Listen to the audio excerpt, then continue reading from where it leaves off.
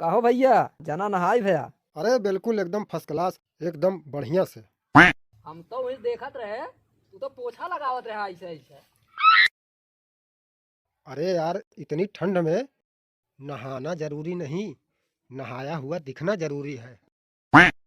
और वैसे भी जानते हो, इतनी ठंडी में ना थोड़ा बच बचा के नहाना चाहिए, क्योंकि आंसू पोंछने वाले तो बहुत मिल जाएंगे, मगर नाक पोंछने वाले ना कोई नहीं मिलेगा। अरे का हो भैया? अरे पूछा दिन नहा ले, पूरा ठंडी लागत बा, मगर ई का है यार? अरे आग है और का है। जब आदमी सिर्फ मुंह धोने से ही नहाया हुआ दिखता है तो ये आग नहीं है। अच्छा ये बताओ, ये आग नहीं है? अच्छा एक मिनट।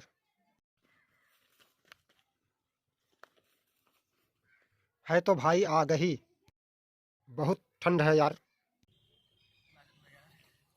हे भैया, आवा सेक ला। कहो भैया। अरे यार ठंडी बहुत पड़त बा।